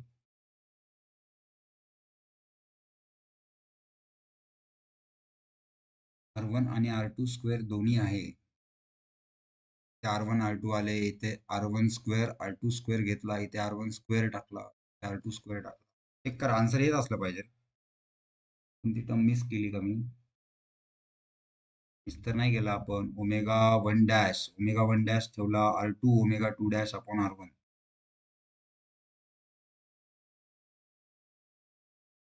मध्ये इथे पहा, I1 ω1 R2, I2 ω2 R1 into R2 आणि हा खाली गेला, I1 I2 R1 square plus I1 R2 square आणि R2 into R1 square, R2 into R1 square, बरोबर. R1 R2, एक R2 एक R1 कॅन्सल झाला, R1 वरती गेला, ही स्टेप इथे आली, ही स्टेप इथे आली, वरती R1 गेला. एकदा चेक करा सोल्युशन मध्ये, आता काय बाकी आहे का? सॉल्व्ह करून बघा रे, मेथड हीच आहे रे, दुसरं काही नाही. ठीक आहे, जास्त वेळ नको जायला याच्यावर. तर सोल्युशन ट्राय करा, कोणती स्टेप चुकली असेल तर सांगा, लेक्चर मध्ये सांगा. तर आहे रे सोल्युशन, हेच आहे बघा. आन्सर हे आहे I1 ω1 R2, I1 ω1 R2, I2 ω2 R1 खाली I2 R1 square plus I1 R2 square, I2 R1 square plus I1 R2 square. इथे R2 पाहिजे, इथे R2 पाहिजे, सॉरी R2 होता ना रे, R2 square multiplied by R1, correct, एकदम करेक्ट आहे, दोन्ही पण बरोबर. Yes, right, okay, correct. Irregular बॉडीचा मोमेंट ऑफ इनर्शिया आपण क्लासमध्ये घेऊ म्हणलं, त्याला अर्धा एक तास लागेल असं म्हणतो, किंवा येणाऱ्या सॅटर्डेच्या लेक्चरला तेवढंच शिकवतो, असं काहीतरी करतो. हा पुढचा पहा, सोल्युशन पाहिले नंतर याचं. चला या क्वेश्चनला या, काय सांगितलंय? इन द गिव्हन अरेंजमेंट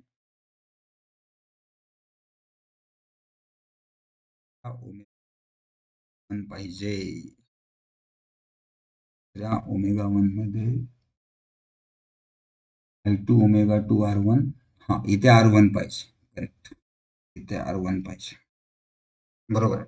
याला तुम्ही फर्दर सिम्प्लिफाय पण करू शकता.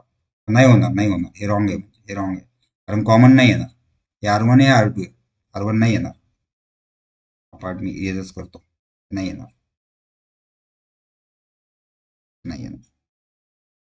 करेक्ट आहे, हेच आन्सर करेक्ट आहे, फक्त लिहिताना गडबड झालेली. R1 स्क्वेअर R2 स्क्वेअर एवढंच. हा पुढे, in the arrangement of 3 blocks, force F is applied on the middle block. Upper block is 2 kg, middle block is 5 kg, lower block is 10 kg. हे question आहे तरी ब्लॉक ऑन ब्लॉक वरचे, बरोबर, block over block solve केलेले आपण. Minimum value of F for which slipping will occur between 10 kg block and ground. इथे slipping झालं पाहिजे, इथे स्लिपिंग झालं पाहिजे. एक साधं लॉजिक आहे रे. इथे जर स्लिपिंग करायचं असेल ना तुम्हाला, इथं जो फ्रिक्शन आहे ना, फ्रिक्शन इथंचा, या फ्रिक्शनला ओव्हरकम केलं पाहिजे तुम्ही. या फ्रिक्शनला जर तुम्ही ओव्हरकम करू शकलात तर हे सोबत इथून स्लिप होतील. फ्रिक्शन किती आहे बघूया तिथे, लिमिटिंग फ्रिक्शन किती आहे बघूया, लिमिटिंग फ्रिक्शन किती आहे बघूया. लिमिटिंग फ्रिक्शन आहे बघा. लिमिटिंग फ्रिक्शन कसं काढतो बघा, जर काढायचं असेल तर काय येईल, त्याच्यावर लागलेला त्याचं वजन 20 न्यूटन खाली, त्याच्यावर लागलेली नॉर्मल रिॲक्शन वर 20 न्यूटन आणि नॉर्मल रिॲक्शन इंटू म्यू, म्हणजे या सरफेसला 10 न्यूटनचा आला F लिमिटिंग. बरोबर.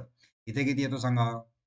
5 आणि 2 5 आणि 2 7 झाले, 70 झाले. 70 इंटू 0.2 इथे 14 न्यूटन आला का? 3 न्यूटन. आणि इथे किती आला पहा? 10 आणि 5 15 आणि 2 17 17 17 इंटू 10 170 170 इंटू 0.1 म्हणजे या सरफेसला 17 न्यूटन आहे का? बरोबर, 17 न्यूटन. आता मला सांगा, खाली जर मूव्ह व्हायचं असेल, इथे जर मूव्ह व्हायचं असेल तर हे फ्रिक्शन ओव्हरकम झालं पाहिजे. किती फ्रिक्शन आहे इथे अवेलेबल? 17. इथे जर 17 न्यूटन फ्रिक्शन असेल तर या ब्लॉकवर 17 न्यूटनचा फोर्स लागलाच पाहिजे कंपल्सरी. तर हा ब्लॉक मूव्ह होईल. 10 kg ब्लॉक 17 न्यूटन फोर्स लागू शकतो का रे याच्यावर? 17 फोर्स लागू शकतो का बघा? 17 न्यूटन या ब्लॉकला, ह्या ब्लॉकने जर ग्राउंड सोडायचं असेल, बरोबर, 17 न्यूटन लागला पाहिजे इथे या ठिकाणी. 17 न्यूटन इथे 17 न्यूटन लागू शकत नाही ना. 17 न्यूटन जर लागायचा असेल तर इथे फ्रिक्शन किती अवेलेबल पाहिजे? 17 पेक्षा जास्त. म्हणजे हा ब्लॉक मूव्ह होणारच नाही. हा ब्लॉक कसा मूव्ह होईल सांगा? तुम्ही कितीही फोर्स लावा. तुम्ही इथे जेवढा काही फोर्स लावाल ना, पण या 10 kgच्या ब्लॉकवर मॅक्सिमम फोर्स किती लागेल? 10 kgचा तेव्हा मूव्ह होईल ना जेव्हा याचा फ्रिक्शन फोर्स असेल. 10 kgला मूव्ह करणारा फोर्स कोणता आहे? त्याचं लिमिटिंग फ्रिक्शन, आणि ते किती आहे? 14 न्यूटन. पण इथे खालच्या साईडला फ्रिक्शन किती तयार झालेलं आहे? 17 न्यूटन. आणि तुम्ही या 10 kgवर पुढच्या साईडला मॅक्सिमम किती लावू शकता? 14 न्यूटन.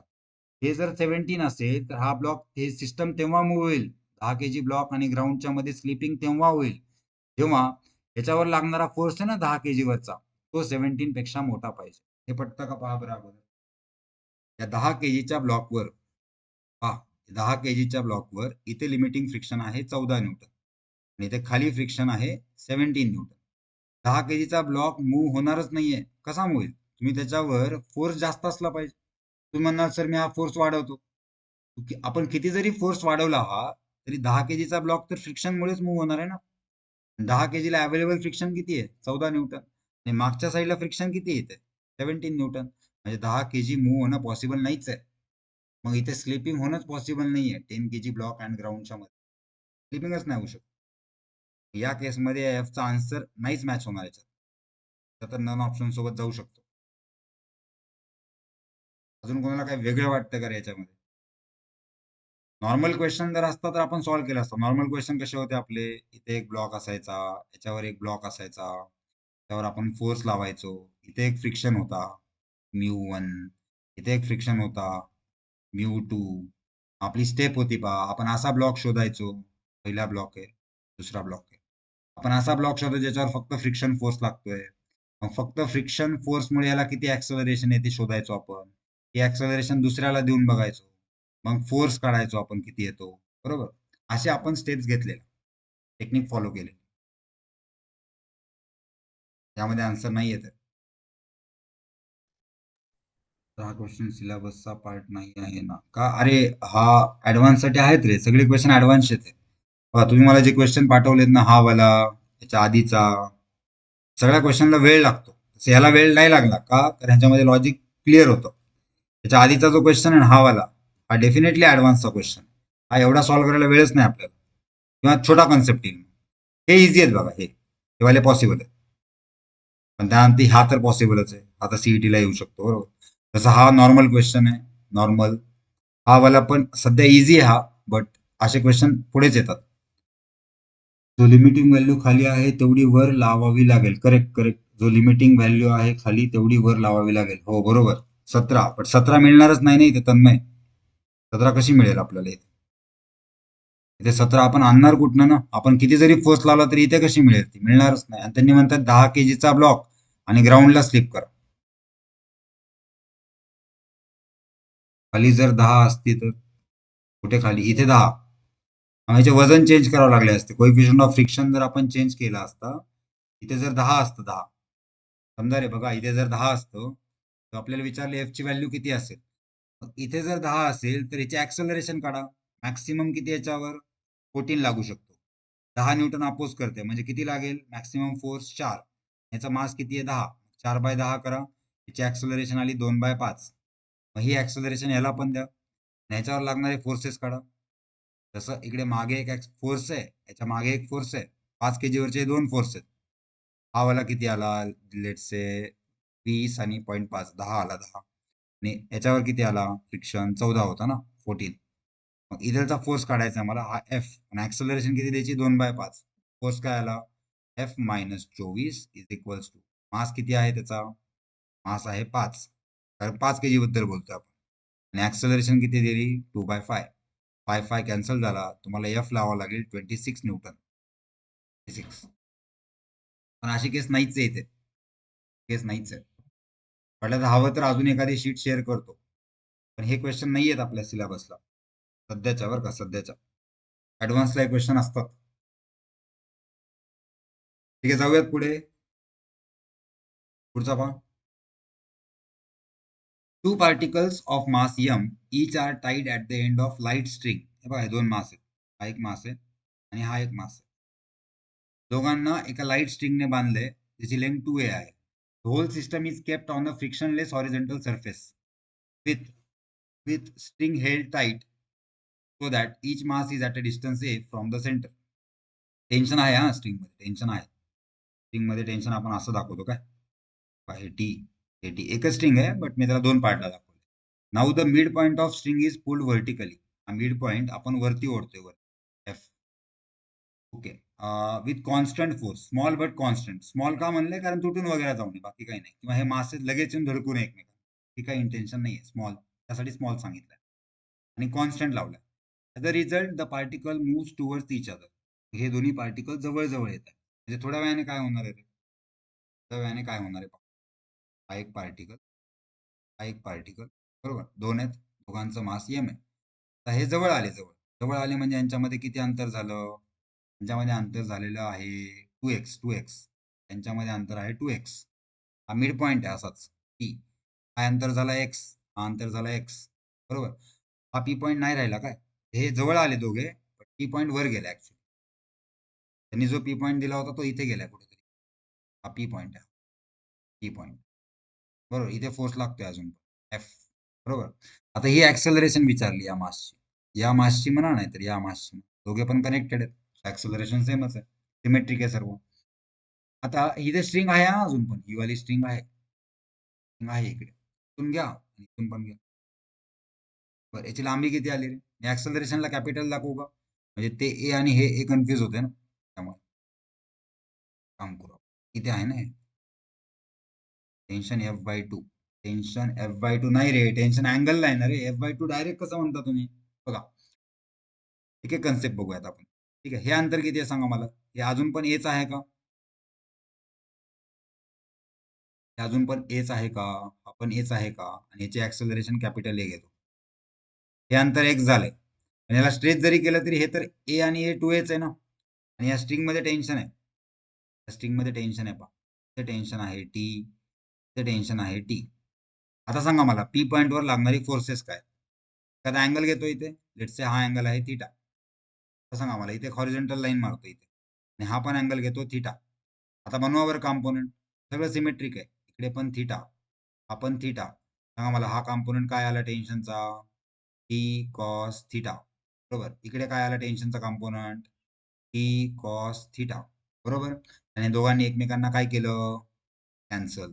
टीचा खाली बघा, याचे कॉम्पोनंट काढतोय, याचे कॉम्पोनंट काढतोय, याचा खाली काय आला इकडे, टी साइन थीटा, आणि याचा पण खाली काय आला, T sine theta. X distance दिलंय रे, एकदम सरळ नाही केलंय त्याला, एकदम सरळ केलं असतं तर तसं झालं असतं, तुम्ही म्हणताय तसं. तर आता मी असं म्हणू का रे, एफ हा बॅलन्स करतोय 2t साइन थीटाला. हे समजले का पहिलं इक्वेशन, एफ हा बॅलन्स करतोय 2t साइन थीटाला, बरोबर. बर, आणि ही ऍक्सेलरेशन कुणी घडून आणली रे, ही ऍक्सेलरेशन जी आणलेली, याला फोर्स पाहिजे ना, फोर्स आहे ना आपल्याकडे. हा जर टी असेल तर टीचा हा कॉम्पोनंट किती झाला, हा कॉम्पोनंट तो झाला टी कॉस थीटा. या टी कॉस थीटाच्या फोर्सने ऍक्सेलरेशन घडून आणली, मास एम होता, ऍक्सेलरेशन झाली ए. सांगा मला ऍक्सेलरेशन किती झाली, ऍक्सेलरेशन मला काढायची आहे, म्हणजे दोन इक्वेशन आहेत ना माझ्याकडे. हा 1 इथे होता ऑलरेडी, हा 2 आहे. T cos theta M A झाला, एकदम करेक्ट, T cos theta M A झाला. दोन इक्वेशनला डिवाइड करा, इक्वेशन 1 ला इक्वेशन 2 ने डिवाइड करा. एक साइड आली 2t, 2t sine theta divided by, याची दुसरी साईड आली t कॉस थिटा, याचा राईट पार्ट आला f, आणि याची ही वाली साईड आली ma. टी टी कॅन्सल झालं. ती आपण घेतलेली गोष्ट आहे ना, त्यांनी डिफाईन नाही केली. ज्या गोष्टी त्यांनी दिलेल्या नाही आहेत ना, त्या कॅन्सलच होत असतात, नाही तर कॅन्सल करायच्याच असतात. थोडं लॉजिक लक्षात ठेवा. साइन बाय कॉस काय आला? 2 tan theta is equals to F by M A. मला ए हवाय ना, ए बरोबर काय आलं? F divided by 2 tan theta. Problem हा आहे, आणि एम पण आहे, सॉरी ते एम पण आहे. प्रॉब्लेम हा आहे की टॅन थिटा डिफाईन नव्हता, उडवावा लागेल त्याला. कसं काढणार टॅन थिटाला? त्याला मी थोडी डायग्राम मोठी करून इथे दाखवतो. हा वाला पार्ट काय होता? ए, बरोबर. हा वाला पार्ट काय होता? हा एक्स, बरोबर. हा वाला पार्ट किती येईल बघूयात. हा 90 आहे, हा अँगल थिटा आहे. तर टॅन थिटा हवाय, टॅन थिटा. टॅन थिटासाठी ही साईड काढावी लागेल ना. ही साईड काय येईल? अंडर रूट ऑफ हायपोटेन्युअसचा स्क्वेअर मायनस साईडचा स्क्वेअर. मग टॅन थिटा काय आला? Under root of A square minus X square divided by X. Tan theta आला. ए बरोबर काय मिळाला? F divided by 2m. Tan थिटाच्या जागी मी ठेवला अंडर रूट. अंडर रूट पूर्ण नाहीये, अंडर रूट फक्त वरच्याला आहे.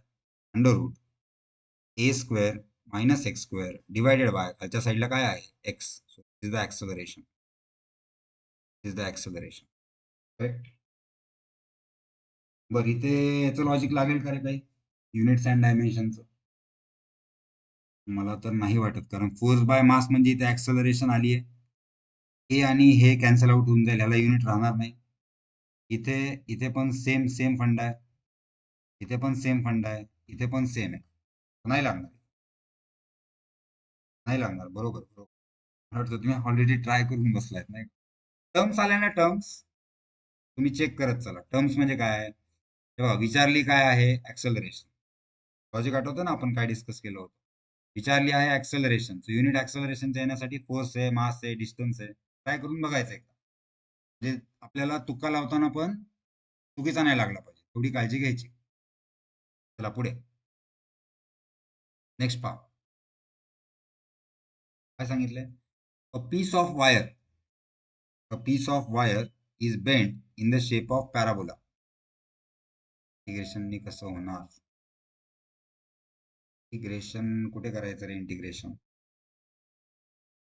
आपल्याला फायनल पोझिशन दिली आहे ना रे.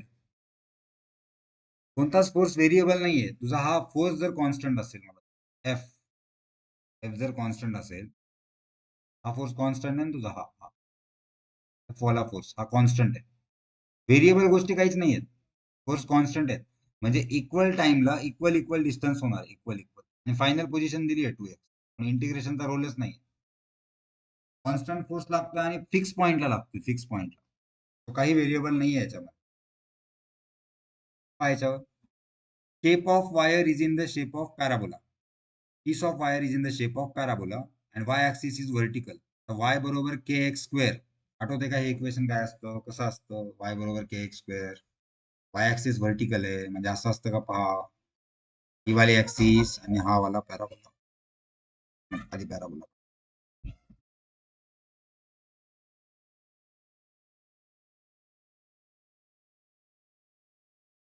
हा वाला पॅराबोला, ठीक आहे. इथे y-axis घेतोय, y-axis घेतली, बरोबर. आता असं सांगितलंय की याच्या रेसला इथे इथे एक बीड आहे, मनी आहे, मनी बीड आहे. बीडचे क्वेश्चन केलेले आपण. And Beed can slide on the wire. Slide होईल, हा स्लाइड होईल, म्हणजे जम्प वगैरे मारणार नाही, स्लाइड होईल without friction. It stage at the lowest point of the parabola. Lowest point of the parabola इथेच राहणार आहे ऑब्व्हियसली. इथे मिनिमम पोटेन्शियल एनर्जी आहे. Wien the wire is at rest, बरोबर, कुठेही सोडलं तरी इथे. The wire, the wire is now accelerated parallel to the x-axis. X-axis here, x-axis here, he y आहे, y. तर x-axis ला पॅरलल मूव्ह केलं a acceleration. त्याला जर a acceleration नी मूव्ह केलं तर आपल्या बीडवर काय लागेल? सुडो, सुडो लागेल मागच्या साईडला. सिंपल कन्सेप्ट आहे. Okay, the distance of the new equilibrium. Equilibrium म्हणजे अशी पोझिशन जिथे जाऊन तो मूव्ह नाही होणार. चला आपण याला मूव्ह करूयात कुठतरी, इथपर्यंत पाठवूया. इकडेच जाणार ना, इकडे ऍक्सलरेशन लागली तर लेफ्टला जाणार. इथे गेला बीड, आणि आता तो मूव्ह नाही झाला पाहिजे. मग बीडवर लागलेले सगळे फोर्सेस काय झाले पाहिजे, नेट फोर्स काय झाला पाहिजे, 0 इक्विलिब्रियम आणायचंय. कोणते कोणते फोर्स लागतात सांगा. अजून काय विचारले? न्यू पोझिशन म्हणजे एक्स विचारलाय बेसिक. ते अंतर विचारले. अंतर एक्स डायरेक्शन मधलं अंतर किती आहे हे विचारलं. वाय ऍक्सिस पासून किती आहे, from Y axis. Correct. Y axis म्हणजे इथून हे अंतर किती आहे, एक्स विचारलंय बेसिक. एक्स. करेक्ट. दोन्ही साइड ऍक्सलरेशन दिला. दोन्ही साइड कुठे दिलंय? Now accelerated parallel to X axis with. नाही, मागच्या क्वेश्चन मध्ये का ऍक्सलरेशन दोघांची सेमच आहे ना. Magnitude of acceleration Wien separation, दोघांवर सारखीच ऍक्सलरेशन लागेल ना, सेम. इक्वल फोर्सेस आहेत ना, दोघांचं टेन्शन सेम होतं ना. इकडे पण टी कॉस थिटाचं, इकडे पण टी कॉस थिटाचं, दोघांचे ऍक्सलरेशन हीच असेल. मागचं नाही. त्याच्यात कोणत्या ऍक्सलरेशन दोन म्हणतोय? ग्रॅव्हिटी येईल ना ग्रॅव्हिटी. तू काय म्हणतोय मला बघू द्या आधी. दोन्ही साइड ऍक्सलरेशन एक्स ऍक्सिसला पॅरलल. हा, एक्स ऍक्सिसला पॅरलल एकच ऍक्सलरेशन, दुसरी कोणती? आता याच्यावर जेव्हा फोर्स लागेल सुडो फोर्स, तेव्हा त्याला जायचं या बाजूला, पण तो स्लाइड होतोय ना, म्हणजे वर जाईल ना कुठेतरी. अजून काय होईल म्हणताय? अजून कोणता कन्सेप्ट होईल?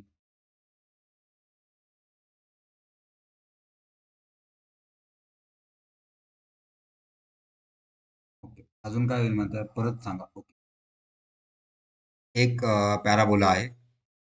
पॅराबोला आहे बरोबर. इथे एक ऍक्सिस आहे वाय ऍक्सिस.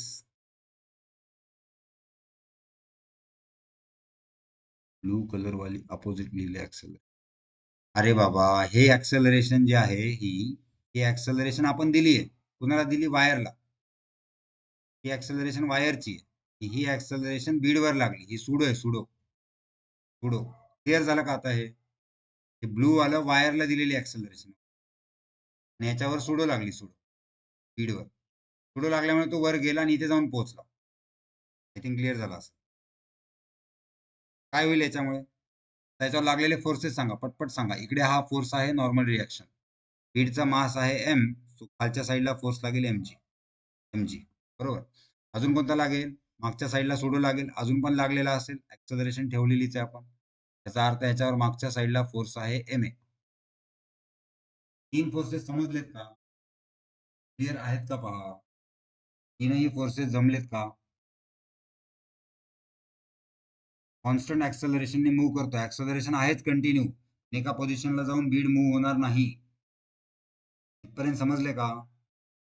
त्याचे कॉम्पोनंट्स बनवतो मी. मला एक अँगल लागेल, अँगल घेऊन ठेवतो रे याचा एक अँगल. त्याला एक टँजंट बनवतो, टँजंट, आणि त्याचाच अँगल घेतो. काही टँजंट बनवली आणि त्याला हॉरिझॉन्टल सोबत एक अँगल बनवला. अँगल थीटा आहे. त्या थीटाला पोहोचवायचंय मला वर. त्या दोघांना रिझॉल्व्ह करायची गरज नाही. हे एक्स आणि वाय मध्ये फक्त याला करायचं, याला रिझॉल्व्ह करायचं. आता थीटा मला शोधायचा. कसा शोधणार? हॉरिझॉन्टल लाईन घेतो इथे. हॉरिझॉन्टल बघा, ही हॉरिझॉन्टल लाईन आहे. तर ही लाईन होती अशी, ही याला परपेंडिक्युलर, ही याला परपेंडिक्युलर. लॉजिक आठवतंय का? काय सांगितलं होतं? दोन लाईन मधला अँगल थीटा असेल तर दोघांच्या परपेंडिक्युलर मधला थीटा. टँजंटला परपेंडिक्युलर रेडियस काय? रेडियस. आणि या हॉरिझॉन्टलला परपेंडिक्युलर व्हर्टिकल. म्हणजे याला परपेंडिक्युलर ही, याला परपेंडिक्युलर ही, म्हणजे हा थीटा काय? हॉरिझॉन्टलला परपेंडिक्युलर ही वाली ब्लू कलर, आणि या टँजंटला परपेंडिक्युलर हा ब्लू कलर. तर हा अँगल थीटा आहे. हा कॉम्पोनंट काय झाला सांगा? N cos theta. आणि हा कॉम्पोनंट काय झाला सांगा? N sine theta. बॅलन्स करू का इक्विलिब्रियम मध्ये आता? N sine theta is equals to M A आणि N cos theta is equals to M G. झाले सगळे बॅलन्स. दोघांना डिवाइड करतो. एन ला एन कॅन्सल, एम ला M cancel. Tan theta is equals to A by G. म्हणजे मला पॅराबोलाचा स्लोप मिळाला इनडायरेक्टली. पॅराबोलाचं इक्वेशन काय दिलंय? y बरोबर के एक्स स्क्वेअर. कोणत्याही पोझिशनला, एक्स पोझिशनला y ची व्हॅल्यू माहिती आहे मला, के एक्स स्क्वेअर प्रमाणे येणार आहे. स्लोप काढून घेतो. स्लोप आला dy बाय डी एक्स, आणि तोच अँगल आहे ना माझा थीटा. स्लोपचाच अँगल आहे ना, टँजंट ड्रॉ केली मी त्याला. बरोबर. हा आला 2kx. हा झाला स्लोप. आणि हीच व्हॅल्यू टॅन थीटा आहे का? थीटा असं एक क्वेश्चन क्लासमध्ये घेतलेला आहे. आणि टॅन थीटाची व्हॅल्यू आहे A by G. What is value of X? चा व्हॅल्यू इज 2 kg. हाच क्वेश्चन क्लासमध्ये घेतलेला आहे बहुतेक. हा क्वेश्चन घेतला होता. पॅराबोला होता, पण अँगल घेतलेला, बरोबर. कोनसाठी होता बघा, कोनसाठी. कोन होता असा काहीतरी, कोन. आणि बीडला आपण फिरवल्यामुळे बीड वर वर वर गेलेला, बरोबर. असा असा होता काहीतरी, हेमिस्फेरिकल बाउल होता, ते बीड होता. बीड इथे पोहोचलेला इथे. ते इक्वेशन दिलेलं, सगळे फोर्सेस बॅलन्स केलेले, इथे थिटा घेतलेला, थिटा. हा कन्सेप्ट केलेला आपण. आन्सर यायला पाहिजे ए अपॉन 2gk. ए अपॉन 2gk. ए अपॉन 2gk. हा ऑप्शन हा, ही वाला. हा इझी आहे, लवकर होऊन जाईल, तर ट्राय करा. ओके, हा पहा शेवटचा, बहुतेक शेवटचा असावा. एक सिलेंडर आहे, काय दिले पहा, एक सिलेंडर आहे ज्याचं मास एम आहे. या सिलेंडरचं मास एम आहे, रेडियस आर आहे. Is to be pulled over the step. इथे एक पायरी आहे, स्टेप आहे, स्टेप. या स्टेपच्या वर त्याला उचलायचंय सिलेंडरला. हाईट दिलेली आहे ए, आणि ए हा आर पेक्षा छोटा आहे. ए हा आर पेक्षा छोटा आहे. तो F at it centre perpendicular to plane through the axis of cylinder. F लावलेला आहे या ऍक्सिस मध्ये, परपेंडिक्युलर लावला. ऍक्सिस अशी आहे, या ऍक्सिस भोवती रोटेट होणार आहे, हा असा, बरोबर. कारण विदाऊट रोटेशन हा वर कसा जाईल रे? त्याला रोटेट तर व्हावं लागेल ना. हा असा येईल ना पुढे बघा. होईल का थोड्या वेळाने? थोड्या वेळाने हा असा होईल, अजून थोड्या वेळाने काय होईल, हा असा होईल. इमॅजिन होतंय का? बघा, याला रोटेट व्हावं लागेल, याला असं फिरत फिरत फिरत फिरत फिरत फिरत जावं लागेल, तर हा वर चढेल ना याच्यावर, बरोबर. म्हणजे टॉर्कचा कन्सेप्ट आहे हा, टॉर्कचा. सिंपल कन्सेप्ट आहे एकदम टॉर्कचा. कसा लावणार टॉर्चचा कन्सेप्ट पहा. तर कोणत्या पॉईंट भोवती फिरवायचं सांगा? याच्या भोवती फिरवायचं का जाग्यावर? या पॉईंट भोवती फिरवायचं का जाग्यावर? नाही, या पॉईंट भोवती फिरवायचं नाही, वर चढवायचे त्याला. तर या पॉईंट भोवती फिरून चालेल का? या पॉईंट भोवती पण नाही चढणार. या पॉईंट भोवती चालेल का बघा, या ए पॉईंट भोवती. यस, या पॉईंट भोवती जर फिरवलं, त्याच्यावर असा जर टॉर्क लागला या पॉईंट भोवती, तर हा ऑब्जेक्ट वर जाईल, असा वर जाईल, वर जाईल. समजतंय का? तर या पॉईंट भोवती टॉर्क काढा. टॉर्क काढण्यासाठी फोर्सेस माहित पाहिजेत. एक फोर्स तर नोन आहे आपल्याला, एफ. फोर्स माहिती, त्याचं परपेंडिक्युलर डिस्टन्स माहिती. तो टॉर्क अबाउट ए काढा. टॉर्क अबाउट ए. कोण कोण टॉर्क लावेल अबाउट पॉईंट ए? कोण कोण टॉर्क लावेल? एक तर फोर्स एफ झाला, दुसरा याचा वजनाचा फोर्स, तो कसा ऍक्ट होईल? डाऊनवर्ड, म्हणजे डाऊनवर्ड असेल. बर, आता याच्यामध्ये डायग्राम जे आहे तर कसे पहा. हा आहे, इथे आहे, हा ए आहे. तर इथे आपल्याला एक सिलेंडर घ्यायचा, एक सिलेंडर घेतला. डिस्टन्सेस कशात पहा. ही आहे रेडियस आर, बरोबर. हा डिस्टन्स दिलेला नाहीये, हा डिस्टन्स घेऊ आपण. इथे एक रेक्टँगल पूर्ण करू का? हा ए झाला, हा पण आरच आहे, म्हणजे हा छोटा काय झाला, आर मायनस ए. इथे फोर्स लावलाय आपण, हा फोर्स किती लावलाय, एफ. एफ, बरोबर. आणि एम जी इथे लागतं, इथे. कोणत्या पॉईंट भोवती फिरवायचंय? या पॉईंट भोवती. हा जर वर जायचा असेल तर कोणता टॉर्क जास्त झाला पाहिजे सांगा बरं? वजनाचा झाला पाहिजे का एफचा टॉर्क जास्त झाला पाहिजे? आता फिरवायचं वर ना, इकडच्या साईडला जायचंय, तर या ओ पॉईंट भोवती एफचा टॉर्क मोठा पाहिजे, करेक्ट. एफचा टॉर्क मोठा पाहिजे. ओ पॉईंट भोवती टॉर्क काढूयात, एफचा जास्त, करेक्ट. ओ पॉईंट भोवती एफचा टॉर्क काय येईल? अबाउट ओ घेतो काय, अबाउट ओ टॉर्क घेतो. कुणाचा टॉर्क जास्त पाहिजे जर याला वर जायचं असेल तर? तर torque of force F is should be greater than or equal to torque due to weight M G. पण आपल्याला कोणता फोर्स विचारला रे? मिनिमम व्हॅल्यू विचारली, मिनिमम. मिनिमम म्हणजे खूप जास्त करायची गरज नाही, इक्वल टू ने सॉल्व्ह करू मिनिमम.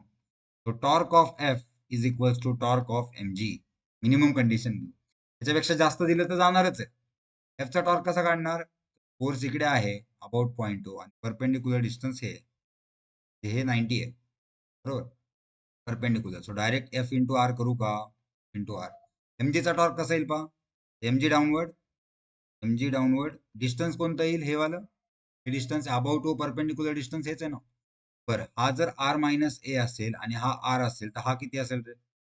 हवा पायथागोरस. पायथागोरसने ही व्हॅल्यू, ही वाली व्हॅल्यू काय आली? Under root of, under root of R square minus R minus A चा स्क्वेअर, बरोबर आहे का? ही व्हॅल्यू पहा,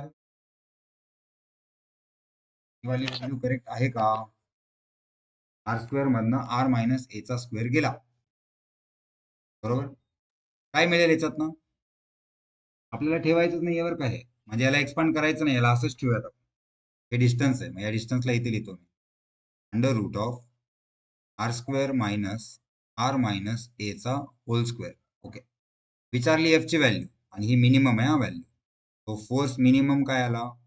M into G divided by R, ब्रॅकेटमध्ये आला R square minus R minus एचा होल स्क्वेअर. ठीक आहे. आरला 8 टाकून देतो. 8 टाकायचं असेल कुणालाही तर स्क्वेअर करून टाकावं लागतात. स्क्वेअर करून 8 टाकतो. पुढे काय येईल? एम जी ब्रॅकेट या आर स्क्वेअरला आर स्क्वेअरने डिवाइड करून घ्या. मायनस आता या आर स्क्वेअरला 8 टाकायला काही करण्याची गरज नाही. ह्याचा पॉवर 2 आहे, ह्याचा पण पॉवर 2 आहे. मग याला असं करून घ्या. आर मायनस ए बाय आरचा होल स्क्वेअर करा. आन्सर काय होऊन जाईल पहा. एम जी अंडर रूट मध्ये 1 मायनस याला आला 1 मायनस ए बाय आरचा होल स्क्वेअर. 1 1 चुकतंय का रे आपलं? का नाही येते? अच्छा, ऑप्शन येतोय 1 वाला येतो 1. त्यापुढे काय करणार पहा. एम जी ब्रॅकेट 1 मायनस याला सॉल्व्ह करा. आरला 1 टाका वरती, वरती 1 घ्या.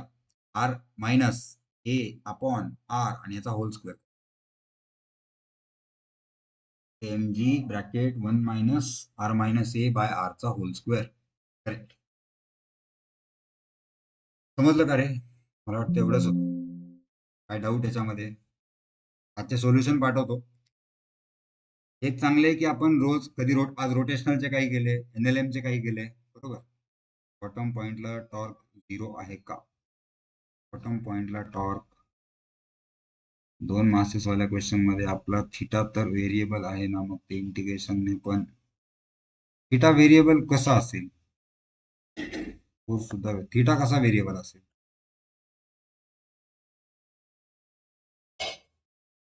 हे आपण करूया डिस्कस. व्हिडिओ सेव्ह करतो, व्हिडिओ शेअर करतो. अजून वेगळ्या चॅप्टर्सचे घेता आले तर बघा. तुम्ही जो चॅप्टर प्रिपेअर करताय त्याच्याप्रमाणे पाहा. त्याप्रमाणे काय काय करायचंय पहा तुम्हाला. जो चॅप्टर तुम्ही प्रिपेअर करताय, तो चॅप्टर जर तुम्ही त्याचे डाऊट जर पाठवाल आणि ते जुने जर चॅप्टर्स असतील तर अजून चांगलं प्रिपरेशन होईल.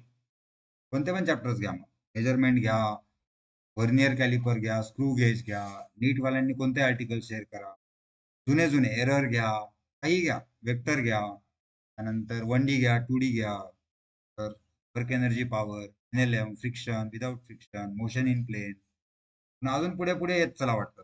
ग्रॅव्हिटेशन घ्या. जुने जुने चॅप्टर्स करा. फ्लुइड तर चालूच आहे. जे झालं ते पॅरलली होत गेलं पाहिजे. ठीक आहे. सॅटर्डेला भेटूयात. डाऊट्स शेअर करा. डिस्कस करू नंतर कोणता असेल क्वेश्चन तर. ठीक आहे. चला थांबूयात.